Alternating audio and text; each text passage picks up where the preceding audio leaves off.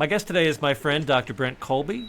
Brent has served here in ministry in the United States, and we've worked together at Northwest University. Currently, he is on full-time missionary appointment with Assemblies of God World Missions, and in that role, he is serving at Continental Theological Seminary outside of Brussels, Belgium, where he is director of online education and lecturer in pastoral ministry there. Brent also has an EDD degree a Doctor of Education degree from Southeastern University. And we're excited to have you here today, Brent. So thanks for joining us. Yeah, thanks for having me. I am also an official eater of waffles and fine chocolates. I don't know if that made it on my resume as well, but that's something I take pride in as part of my work. That is true. You know, I was there with Brent in May, and we purchased some chocolates and we ate some waffles, I think. Matter of fact, you know, Brent, those little packaged waffles that you put me onto, when I see them now, I buy them, and they're like, it's like a kind of drug, isn't it? They're addictive. They are. There's something different about them. They actually bake sugar into I know, the it's waffles those little pieces themselves. of sugar in there, right? Yeah. Yeah, you can buy it in the States. It's called pearl sugar. You can find it. It's it's a thing. So anyway, that's not what this podcast is about, but that's something you all should get onto. So, but Brent, before we go any further today, let me start off with our opening question that I ask our guests, which is this: Bonhoeffer's question, maybe famous question: who is Jesus Christ for us today? How would you answer that question? I would say Jesus is the hope of the world. And of course, it's a good question because that little part at the end, today, implying that there's some unique characteristic of Christ that's particularly relevant. And when I think of Jesus as the hope of the world, I think he's the answer to the question that many people don't even know that they're asking. But deep down inside, people are asking this question of meaning and identity and purpose. And I think in some ways the world is offering solutions to these problems before people can really even articulate themselves what's going on in their soul. Yeah. And so, but I see just so much hurt and confusion in the world. And to me, Jesus is the hope that people are looking for. Yeah. Yeah, I'm interested when you said the world is trying to articulate answers to that before people can even put that, or are trying to create answers to that before people can even articulate that into their soul. And I think that's interesting because that is part of what you're saying, that the world is rushing ahead so quickly that we don't have time to kind of articulate for ourselves kind of the deeper existential kind of crisis that we find ourselves in. Yes, I think that's true. I think more than ever we live in a world that is built on just distraction, entertainment, self-fulfillment, just busyness. And, ask anybody, how you doing? How are you doing? A majority of the time, the answer will be, so busy. We're so busy. Yeah. And when's the last time you talked to somebody who wasn't just at their busiest? I mean, when did someone say, I don't know, I'm kind of bored, don't have much to do? Yeah. I mean, rarely. You'll meet those people, but they're very rare. Yeah. I do think, I'm not going to give credit to the devil for this, to making us all busy all the time, but I will give credit to just the lifestyle we've adopted based off of consumption in the world of advertisements. Yeah. I mean, we have been convinced to carry around in our pocket little advertising machines that are designed to sell us ads 24/7. We are constantly marketed to. We are commodities for a lot of these tech companies. And this is just one example. And so we're just accustomed to being sold to and to making purchasing decisions all the time. And it's fun. It's fulfilling in some ways. I mean, it seems fulfilling. Ultimately, it's not. But who doesn't want the latest, greatest thing, I know sometimes I'm like, ooh, what am I going to get in the mail from Amazon today, And if there's nothing, I'm a little sad. Yeah, Jeff Bezos is Santa Claus delivering 365 days a year. And we are the elves making and purchasing our own gifts and sending them to ourselves constantly. Maybe this is just one symptom of what we're talking about, but people are distracted. People aren't pausing and giving deep thought to a lot of the more meaningful questions in life, or they're told that those meaningful questions aren't the right questions to ask, or they're being convinced to ask different questions. Their whole worldview isn't based off of their relationship with God, but maybe their relationship with some sexual identity or with the environment or with politics. It's a confusing world, and people are looking to belong somewhere. And of course, again, getting back to my answer to your question, I think Jesus is the hope of the world. It is the answer to the question that people often don't even realize they're asking. Yeah. Well, hopefully some of those deeper things we'll get to delve into today. I'm hoping we can talk a little bit about theological education, or sometimes, as I prefer to call it in the context we work, ministry education. When I first met you, Brent, you were serving as the network, or basically statewide children's ministry director for the Northwest Ministry Network here in Washington. And I shouldn't leave out Northern Idaho. But since then, you've done one or two other things, and more recently, in the last little over a year or so, you've served at Continental Theological Seminary. Can you tell me a little bit about your journey? Like, how did you go from doing children's ministry, doing state-based, church-based kind of ministry, to stepping into this kind of work and this kind of service? Yeah, it's a good question, and one that my wife and I ask ourselves about once a week, which is, what are we doing here? Yeah. It's been quite the journey. You know, my wife and I, we both grew up as pastors' kids, so we saw a lot of good things and a lot of challenging things in the local church. And if in the midst of all of that, at a very young age, I felt called to ministry. And so I did what young men my age did when I was in training. I went to my local Bible school, which happened to be Northwest University. Hey-o! I was there, attending chapel on occasion, and on one of those occasions, there was a call to respond to missions, and I had always loved missions. And part of it was just the adventure, the travel, the cultures. But even as a kid, whenever missionaries came to our church, I was just on the edge of my seat, hearing their stories and hearing what sounded to me very much like the early church in action. You know, when you read the book of Acts, you hear all these fantastical stories of the gospel going out and being preached for the first time. And it felt like these missionaries were still living in that world. It felt very different from the world I was in Seattle, where our church had been there for a long time, and people, while they still needed to hear the gospel and we still preached to them, they weren't, it wasn't new. It was something that they had already dismissed, especially in Seattle, a place that had somehow seemed like it had moved beyond the gospel. It was post-Christian or pre-Christian or just secular in a way that they weren't interested in Christ. So anyways, I felt called to missions at Northwest, met my wife-to-be, we dated, we got married, and right away I was like, let's become missionaries. And the Lord said, nope, not now. So we served as youth pastors, and then said, hey, Lord, I'd like to be a missionary. He said, nope, not now. We served as children's pastors, and that process repeated over and over again for about 20 years. Wow. Literally 20 years from when I felt called to missions to when I said, hey, God, I want to be a missionary. And God said, yes, now. And I almost did like a spiritual double take. I'm like, okay, I know what you're going to do, Lord. Like, this isn't really going to happen. We're going to go somewhere. Something's going to happen, but it won't be missions. And we were about halfway through the process of becoming missionaries and applying. And I remember speaking to my wife and saying, babe, I think it's really going to happen. We're really going to do this. And she was like, yeah, I know. I'm like, no, but for real, like it's going to, like we're actually going to do this. And she's like, no, I know. And, which was really affirming to know that the Lord had put this on her heart as well as mine own.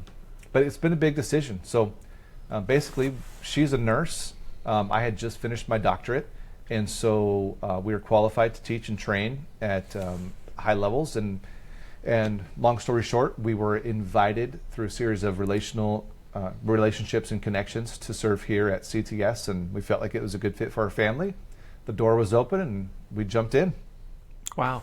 So CTS, Continental Theological Seminary, I've been there. I've had the chance to visit the school just this past May. But for those who are listening, what is it like? What is the style of education there?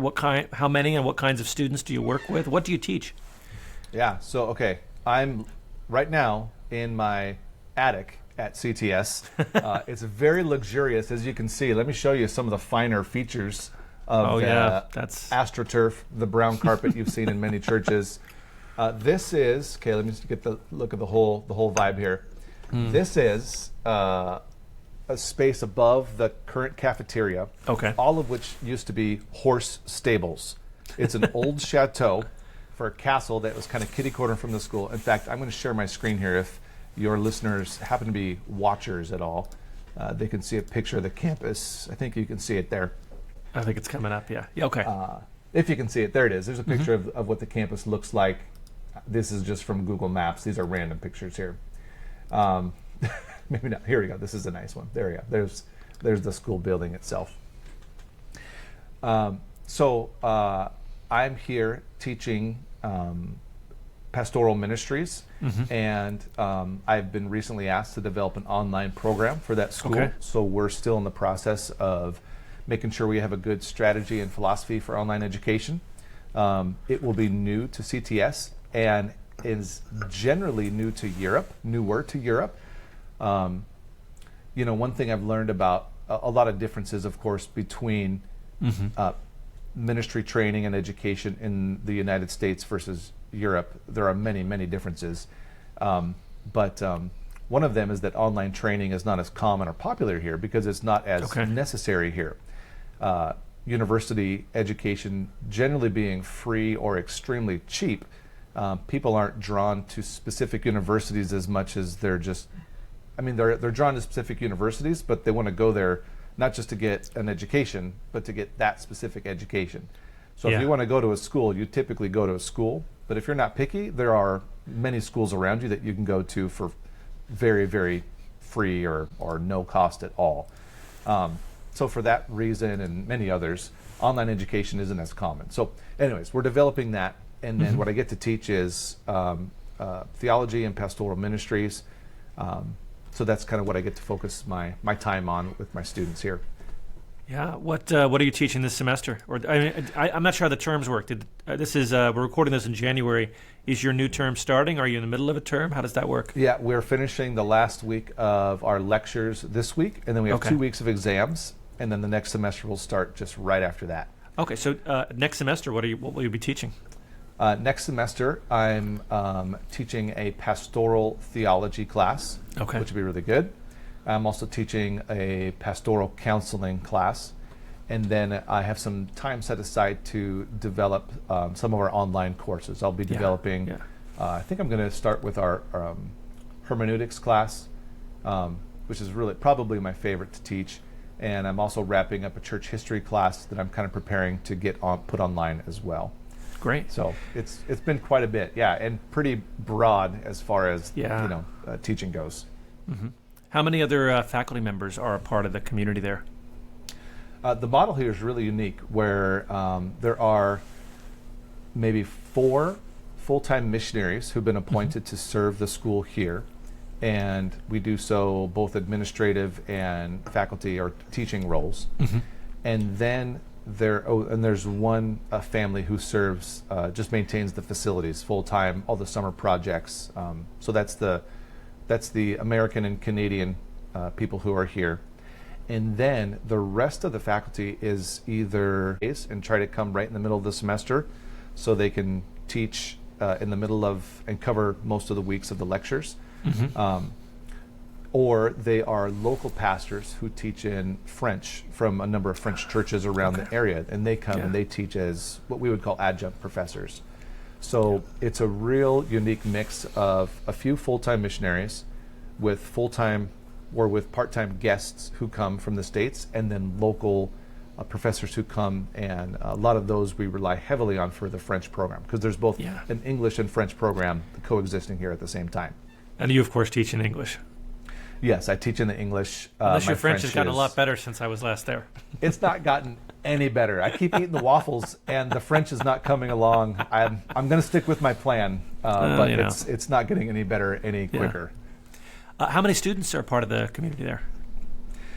This year we'll train 240 different students in all of our different modalities. So we have traditional students on campus, and then our master's program is more of like a seminar style program, where there's an intensive for a week, and then some of the students stay on campus and continue their studies. Others will return home, wherever that may be, and they'll finish their graduate level work from home.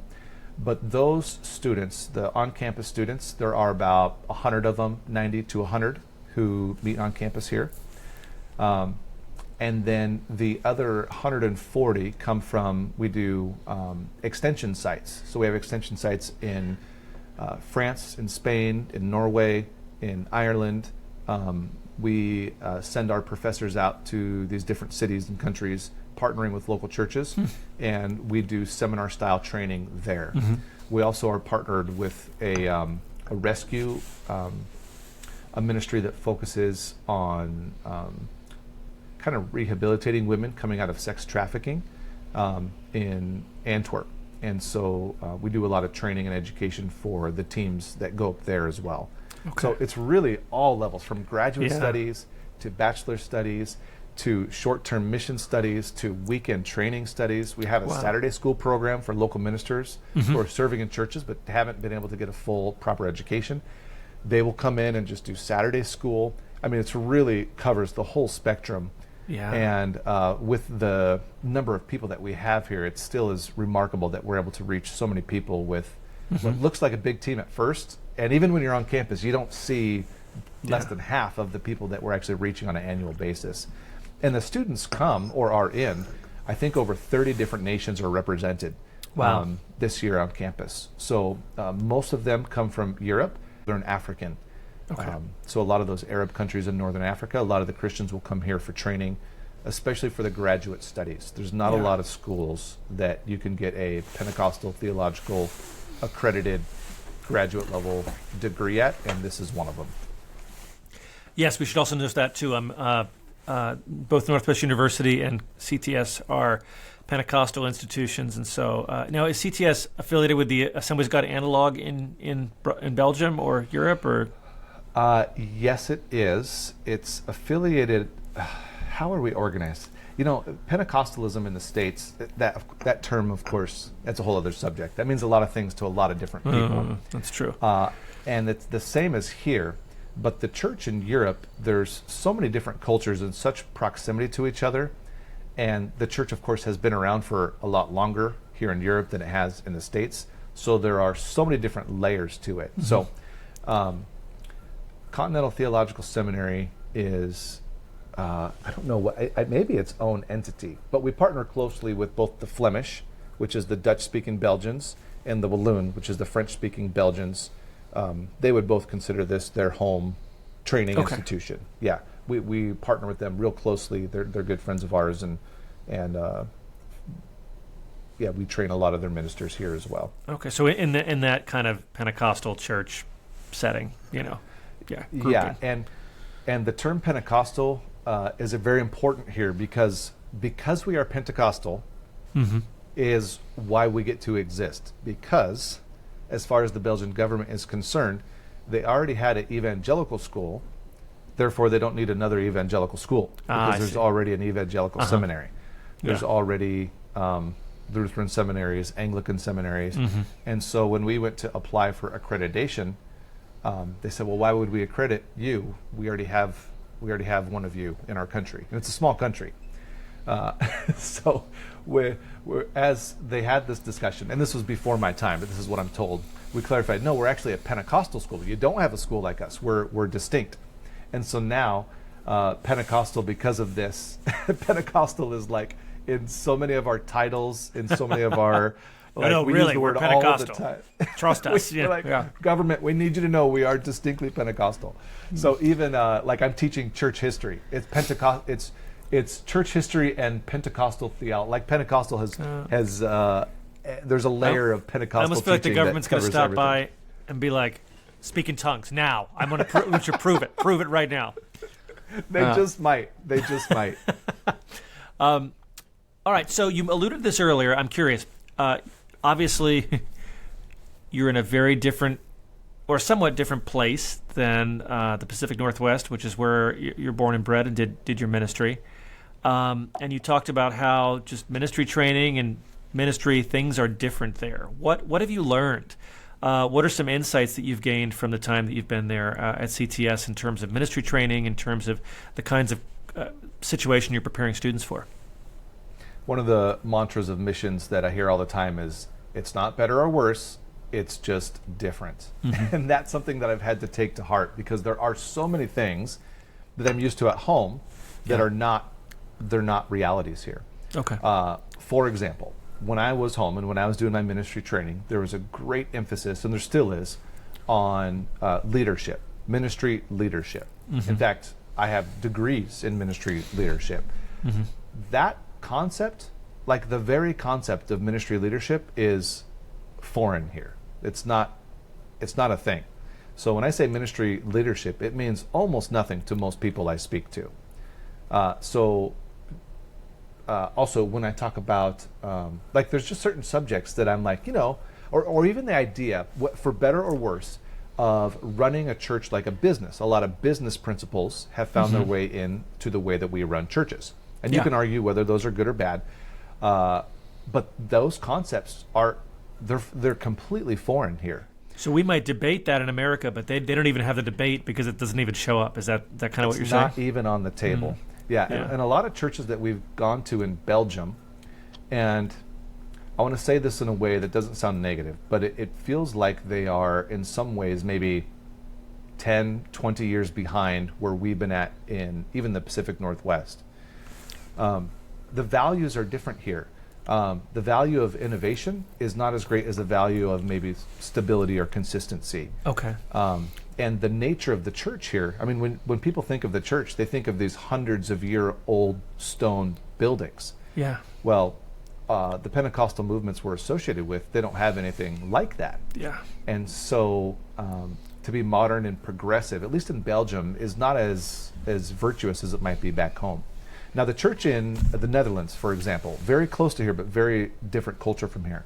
The church in the Netherlands, culture in the Netherlands is very different from here, much more forward-thinking, much more progressive, much more innovative, and maybe technologically focused. We don't have that same experience here in Belgium. Now, there are exceptions, of course. And I'm generalizing, and I will probably listen to this 2 years from now and reflect and say, Brent, you had no idea what you were talking about, because we're so new here, and I've observed so little based on what there is to observe. But my first impressions are that here the church is focused on just far more basic things, and again, going to the model of church is also very different.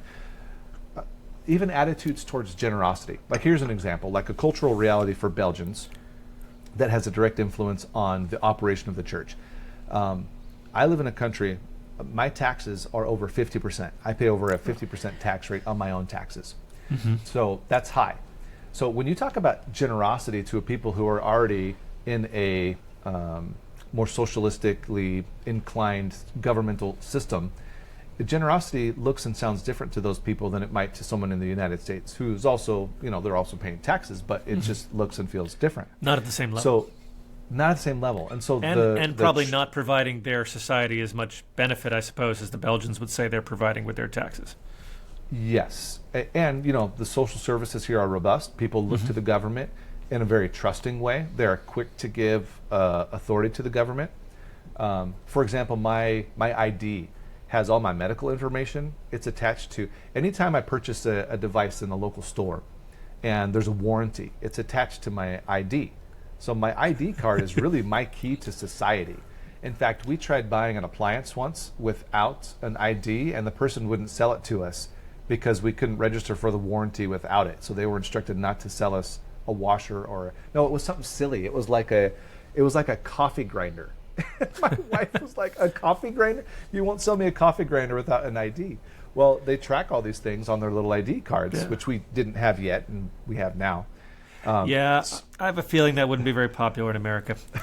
So in the United States, we can pay our pastors. We can pay youth pastors, and even, imagine this, children's pastors, even administrators. We can even pay people to manage our social media accounts. Maybe not full-time, but we have all these different roles and specializations in the United States, whereas most of the pastors that we work with are 100% volunteer pastors.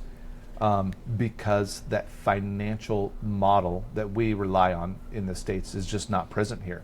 Our church plant that we're a part of right now, it meets in the north part of the city. there are 0 paid staff at this church plant. And it's all volunteer led, and that is expected. So when you start talking and considering a pastoral team that's all volunteer, that all are working full-time jobs elsewhere, that probably don't have a theological training, they may or may not, you don't have the same opportunities to innovate and to do stuff the same way that you might do at home. So not only does it impact the way church looks, that also impacts the way that we train and approach ministry training over here as well. Yeah, can you speak about that a little bit? I mean, considering the culture is very different, ministry leadership is not part of the curriculum, innovation is not valued, but obviously, being Pentecostal, things like evangelism, mission are obviously very close to the heart of the Pentecostal message. When we think about those in the United States, we often think about church growth and expansion and innovation and all these kind of things. What is that same kind of evangelistic impulse and mission impulse look like in Europe then, if they're not valuing the same kinds of things necessarily we do in America? I would say what I've described, again, is my first impression. It's also the greatest opportunity that CTS has to train up an entire generation of ministers who are looking for something different, to do something different. Okay. Those generations, back home we'll talk about millennials and Gen X and boomers and all, those conversations you're used to hearing and jokes that you're used to hearing all the time. The generational differences exist here as well, but they're different. And I can't comment on them. But I can say that there is a younger generation that is more open to different models of ministry and church than what has come before them. Okay. And when we talk about young people doing ministry here, or new ministers going out and planting churches, there's an openness to doing church differently than what has been done before. And there's, but things here are also just they're more simple. Things move more slowly. And so if you can get a community of people together that are just connecting in relationship and studying the Word, like that's a big deal here. Yeah. At home, we might take something like that for granted. So when we train people, they come into our classroom, they sit down, and I'm teaching hermeneutics, for example. And I look across the room, and I have people coming from a Romanian Orthodox background, a Portuguese Pentecostal background, which, how much do you know about the Pentecostal scene in Portugal? Oh, tons. We have a first-generation immigrant in Belgium. I have a first-generation from Eastern Europe, first-generation immigrant from Africa in my class. I have some local Belgians. I have several Romanians. I have all these students who are coming here. And when you say, on Sunday when you lead the first worship song and nobody's there yet, and the church is empty, you make an observation that you might joke about back home. I just get blank stares. They have no idea what I'm talking about. When you have those multiple services back to back and you got to get that parking lot empty, they have no idea. When the donuts are stale or the coffee maker, I mean, none of the cultural things that we just assume are a part of church, and you can assume in North America that they are part of your church for the most part. You can't assume those things here. And so because of that, a lot of our training skips a layer of kind of cultural, what would be culturally relevant to me but not to them, and it goes right to the theological. So our emphasis has been more theological in nature than probably what it would be in the States, because that theological training then they can apply culturally in a way that's relevant to them, that it would take me generations to know 12 different cultures. Yeah, you're not the cultural expert there, but what you do have is the theological approach that you can bring. And the cool thing is we train them theologically. They go back home and they minister wherever they're from. And so last year we graduated about 30 students. And so me and 3 or 4 other missionary families here at CTS empowered and equipped 30 different families to go back home. And we do that every year. We're sending out dozens of students to go back to the cultures that they're from, to be planting churches and leading ministries in a way that is natural to them, but would take decades for us to really master and to know. They have family members, they have connections, they already have influence in their homes, cities, and societies, and they can be effective from day one. So hopefully our training is preparing them for some of the practical aspects of ministry, because there are some things that do translate. When we teach about communion, there are cultural differences the way we might receive communion in Seattle versus somewhere in both cultures as well. So even having those conversations, you learn a lot. And I've learned a lot about my own assumptions about church as well, about why we do the things that we do. It just really makes you ask the question why more often than I'm used to asking. Yeah. Well, let me actually, you've anticipated my next question. I'm curious, so you've been there over a year now. I think we talked earlier, year and a half or so. What have been some of the biggest things you've learned from your students in this process? I mean, they've learned a lot from you, but what have you learned from your students in this process? That's a great question. I have learned, been reminded for sure, that at its core, church is more simple than what we often make it. We get together, we read the Word, we have relationship with each other, we receive communion, we baptize new Christians. It's pretty fundamental. And those fundamental things, I've just been reminded how important they are. I had a friend, it was an independent church, and we were visiting for some reason, and we were receiving communion on Sunday, and I was just talking about, that was a nice service, that was great. And he goes, we haven't had communion in like a year. I'm like, in a year? You haven't done communion in a year? For them, it was what would, to me, be considered a fundamental practice of doing it once a month, would be our tradition in our church.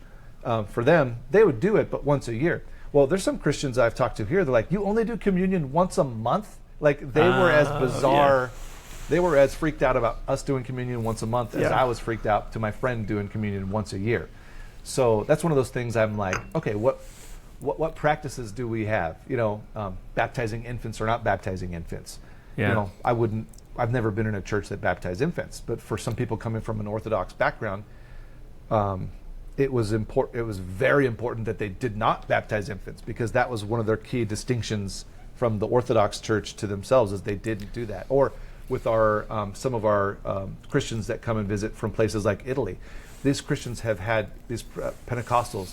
Their Pentecostal identity is so central to who they are as a Christian, where I would say it's important to me, but not the most central thing. But for them, it's incredibly important, because they have had to fight to be recognized by their society as being valid Christians. They were treated poorly for generations and generations. So for them to just even exist is a miracle amongst itself. So they have all these things that really distinguish them from other practices of Christianity they're part of their core identity. Like having Christmas trees in a church building. For a lot of Italian Christians, this is a huge no-no. Like, you don't do that. That's like a pagan thing, For us, it looks nice and it's fun, and we do it because, what comedian said every Christmas is like a drunk person decorating their house. Let's take the trees. Jim Gaffigan, I think, said it. Let's put the trees inside the house and take all the lights and put them on the outside of the house. That looks great. So we do that every year because it's pretty and fun. But for these Italian Christians, like, you don't do that. That's a big deal. It's something you don't do. So, it's just all the cultural things. I just am reminded over and over again how much of my own faith is determined. My faith practices is determined by my culture. Yeah. And I would have assumed that much more of it was biblical, when I'm realizing so much of it now is very cultural. Yeah. What have there been any big surprises for you in working with your students, or what have been maybe one or two of the big surprises that you've experienced? Probably just the organizational expectations are just different here. Lower adoption of and use of technology. Even my perceptions of leadership and systems are just like, we have a bulletin board that we use that's actual bulletin board. Like, we post bulletins to it. Like, and that's like, everyone's like, fine. They're like, why wouldn't you have a bulletin board and post a bulletin to it? Because that's how you're going to communicate key information. So these are extreme examples, but these are true things that have happened to me over the last year. And at the same time, the people who are here and the people who are here to do the training have had to sacrifice so much to be here. It's a day doesn't go by where I'm not blown away by the incredible devotion and sacrifice that people have made, not only to make this a place where ministers can come and grow spiritually and be prepared to go out and do incredible things for Jesus, but also they've just made, the teachers here are, the people I get to work with are genuinely brilliant people. Yeah. They're people who've put it all on the line. They understand ministry and theology at a level that's so deep and so sincere. It's very humbling. Being here is very humbling, and like I said, not a day goes by where I'm not blown away by the stories of those students who have sacrificed so much to be here. It's pretty remarkable. Yeah. Brent, I know you've taught for us here at Northwest some different courses. So you've done some ministry training here in the States, and now you're doing this, of course, in Belgium. Kind of a corollary to the question I just asked. What do you think we can learn? Like, if you were to, 2 years from now, pick up and come and teach here at Northwest or to seminary in the United States, what could we learn from CTS or that there in terms of how we train pastors?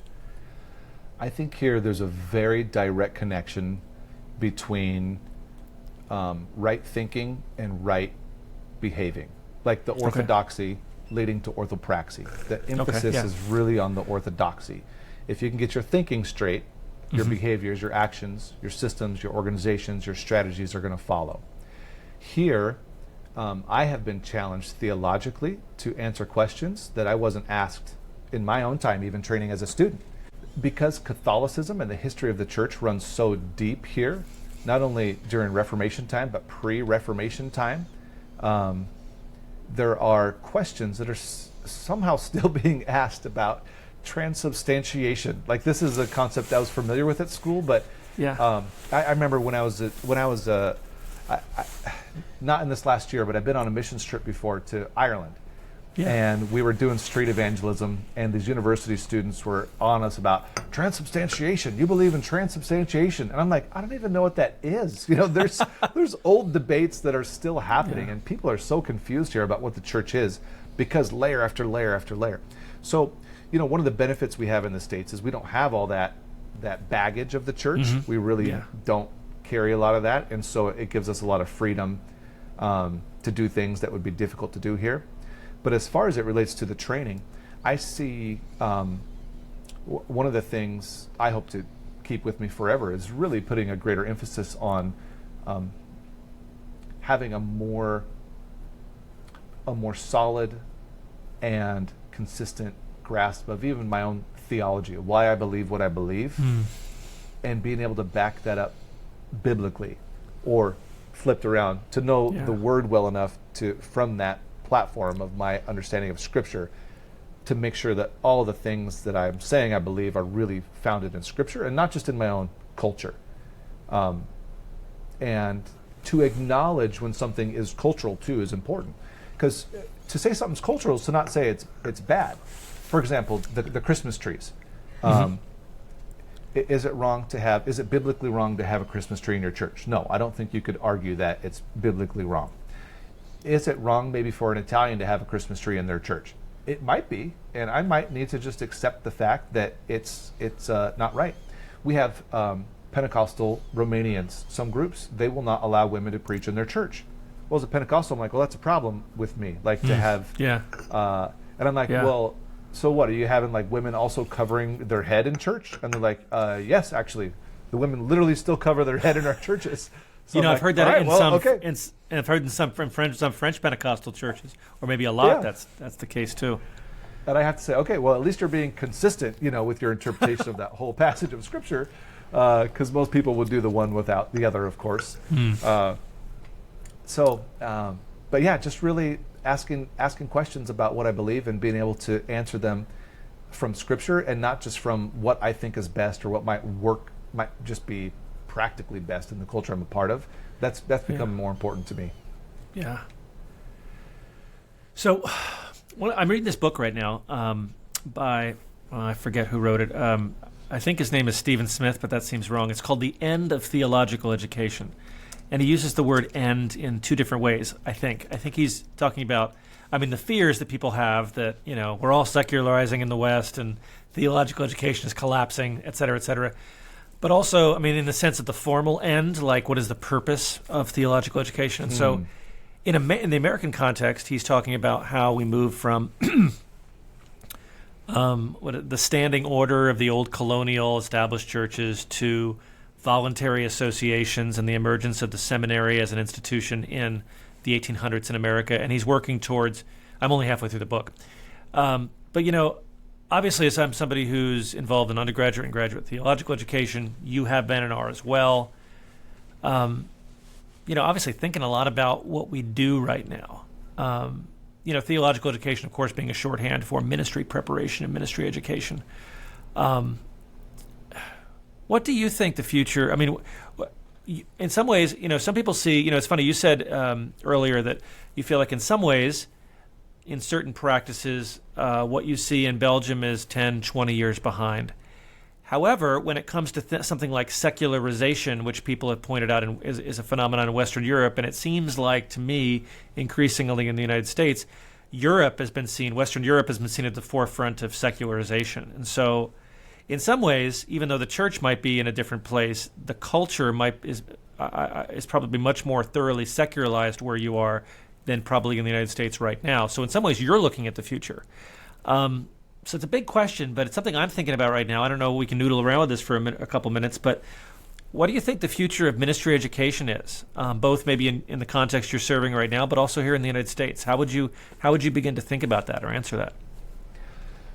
Yeah, it's been interesting as I've been teaching through a very high-level church history class. High level as in looking at it from a very high view, very simple.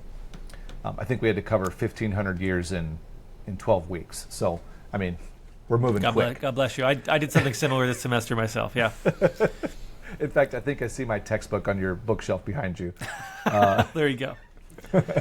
So, something that's jumped out to me is all these different movements of Christians over and over again trying to restore the church. You know, the church seems to have a pattern of gaining prominence in popular culture and then seeing popular culture influence the church in a way that pulls it away from its own mission, whether that's through wealth or affluence or political power. Every 100 years or so, a group of guys and gals rise up and say, hey, this isn't right.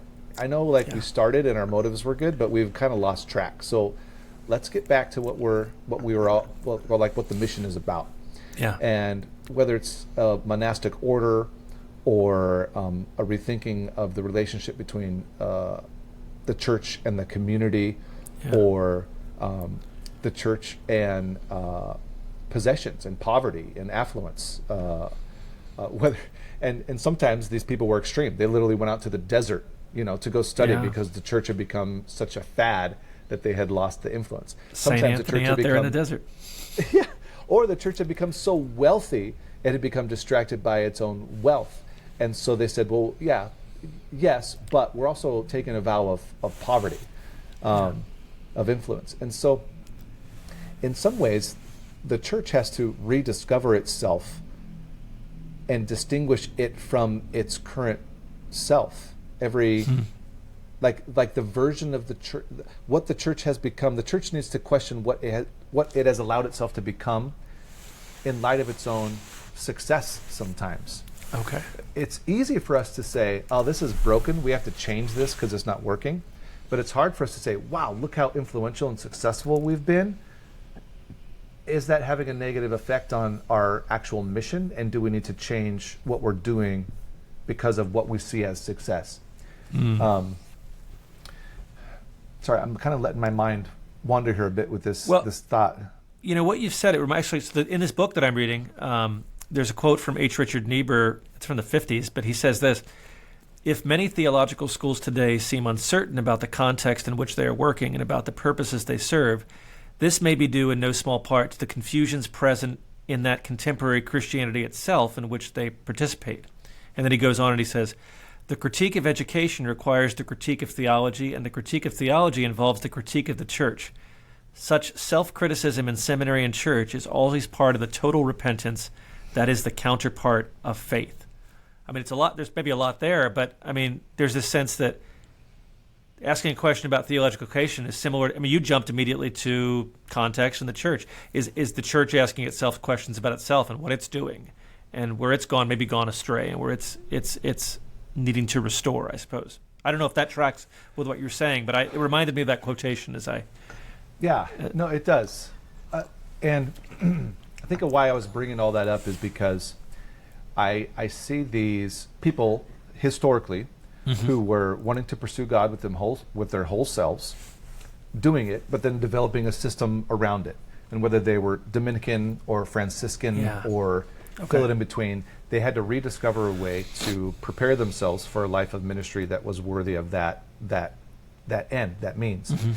Here on campus, this is a leap, but there's been moments where I've seen a version of that where the students here, they're part of a work program, so part of their tuition is they actually work the grounds of the school.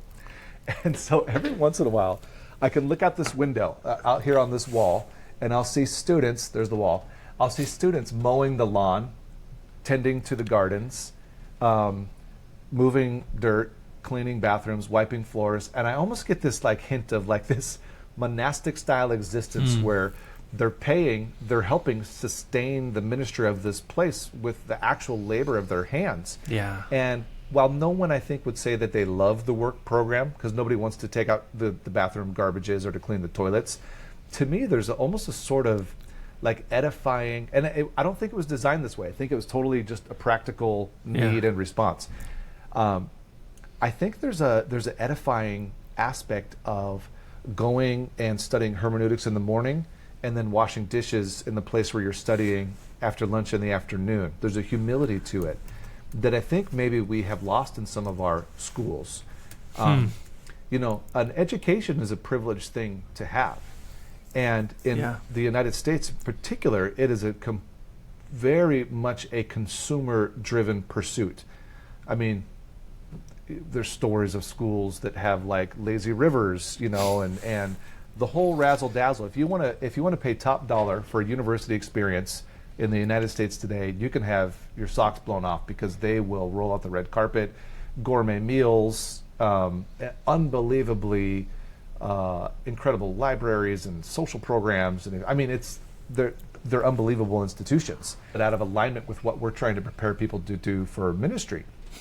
A lot of our ministry schools, in order to compete in the market today, have become not just to compete in the market, for a lot of good reasons as well, not just competition. They become liberal arts schools, and many of them did a long time ago. They transitioned away from just being seminaries or Bible schools to offer all sorts of more training, and this is good. My wife studied in one of these schools and programs where she learned to be a nurse. She could fulfill her calling to minister and to witness to the goodness of Jesus Christ through nursing, and we need that. We also need it for business and education and sports therapy and computer program. We need Christians involved in each and every one of these vocations. And at the same time, the economics, if you will, of ministry training is different from that of vocational nursing. The preparation to become a minister and the preparation to become a nurse are both very rigorous tasks, or a computer programmer or a entrepreneur. But there's something distinct about the calling to ministry that I think can get not lost, but maybe a bit mixed up in some educational settings. And like I said, when I see the students out there cutting the grass and then going to chapel and then sleeping, I'm not going to say that it's a monastic experience here, or we have something, but there's kind of something to it where I think, man, they get to, at months at a time, really focus on what they're doing. Well, that's kind of cool. As you shared that, I was reminded of the little phrase in Latin, ora et labora, pray and work, which was, I guess, I Googled the traditional slogan of the Benedictines. I mean, this is, I mean, even I was in France on holiday this summer with my wife, and because I am a church historian, I'm like, let's go to this abbey. And so we went, and you can buy all the Catholic stuff there, but you also can buy like the honey that they make there that the monks make, or that the other order makes at this other place or whatnot. And that still is an ongoing. And then we actually went and sat in the back for one of their services, and they were there doing prayers. And so there's this very much still a continuing practice. That's interesting.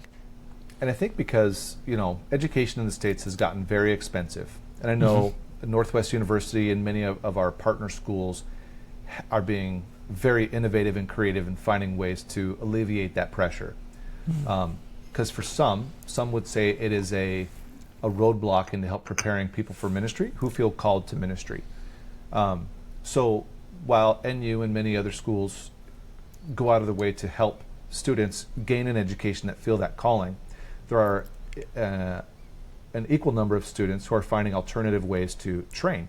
And some of those ways are very good, but I would also argue that some of those ways may fall short of maybe theologically preparing students with the depth and rigor that might be needed to actually lead a church. There's a lot of really cool schools of ministry out there that are maybe emphasis more on cool than theology. But they also need the right tools and training. And that said, I don't want to sound like an elitist, like the only good theological training is in a proper university, because there are brilliant theologians preaching from churches all across the United States. I mean, every weekend. I mean, these are incredibly intelligent men and women who are putting their theology into practice on a weekly, daily basis. And so we need to hear from them. And at the same time, we need to make sure that whatever alternative options we're offering people who feel called to ministry, networks like the Northwest Ministry Network do a lot of work in meeting those people where they're at. Institutions like Northwest University, as well as receiving people who want to come to the school, also make efforts to meet those people where they're at through various programs and strategies that they have, and even partnerships with the Northwest Ministry Network and other networks in the region. I think all those things are needed, because everyone's going to come to the table with the different means to train, different time to train, different stage of life to train. So I think it's really a challenge for those people who feel called to ministry training to think of innovative ways to meet those needs and meet the people where they're at, and not just expect everyone to come to you for the training that we may have been able to assume back in the 80s and maybe even 90s. That's something that back when we were everyone in school, could just do. it feels like a different world today, and partially because it is, and that's, and as I've thought about it, I thought, well, I can complain about that forever, which might be good if we went to gripe for a while, but it's not going to actually help anything. We actually need to figure out, okay, this is where we are. What do we do? And that's kind of the challenge of our time in training ministers. And I think it's interesting. I think I know, especially here in the Northwest, in some conversations we've been having with our pastors in our networks, I think there's an awareness of that and a willingness to kind of figure out, what we need to do to train pastors for the next generation. I mean, sometimes I think a lot of the answer is still thinking about the model, the traditional model, which is good, and I'm a part of, and actually pays my daily bills. But I'm also, wanting to be, and the thing I want to almost, at some point, I think I'd love to have a listening tour, because I don't know that many of our pastors are. I'm pushing them to ask the next question, like, what if we were creating the world new today? What if we had no ministry training system? Would we create the traditional model, or would we do something differently? And that's a question that I think, just because of the center of gravity where they are, maybe we're not asking right now in our churches. But it's risky, because who knows what the answer will be. But for the good of the kingdom, it may be exactly the question we need to ask right now. So our time is about up. Any final comment or final thought to our conversation to cap things?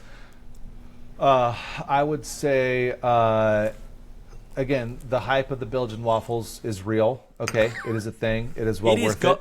Go to, I don't know, Cost Plus World Market. Go to your specialty grocery store. Find these waffles. They're wrapped in little plastic things. Put it in the microwave for 30 seconds and thank us. I will also say the Belgian idea of a hamburger needs Jesus, needs a real intervention. You can find a good hamburger here. They think Americans, they think hamburgers. They want to feed us hamburgers. I don't know how to tell these people these are not hamburgers. It's meat and it's bread, but that's about where the similarities end. So there's still some work to be done, some ambassadorial work to be done. Well, from you're doing the good here. work there, Brent. But I would say, if there's any last final thought, it's just as we work out our ministry, as we do what we do, God's called us to do. One thing I'll never forget is just a great humility to understand that my world is not the center. I mean, my world is at the center of mine and mine world, my existence alone. What I do has everybody over here has a different center of gravity, and it is not mine. And so recognizing that I am just a very, very small drop in the bucket of what God is doing around the world, not overemphasizing my own importance or significance, but recognizing that God is working and doing amazing things with people all over the place, and that we can learn from each and every one of these people, even though it looks way different from what we're doing, is something I hope to never forget. Yeah. Well, Brent, if someone wanted to find you on the internet, is there anywhere they can find you? Twitter, or X as we call it now, websites or anything like that? Just Google BrentColby.com, and you can find links to all my stuff there.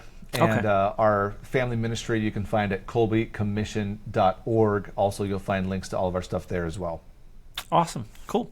Well, thanks so much for being with us, Brent. Appreciate it. Yeah, thank you.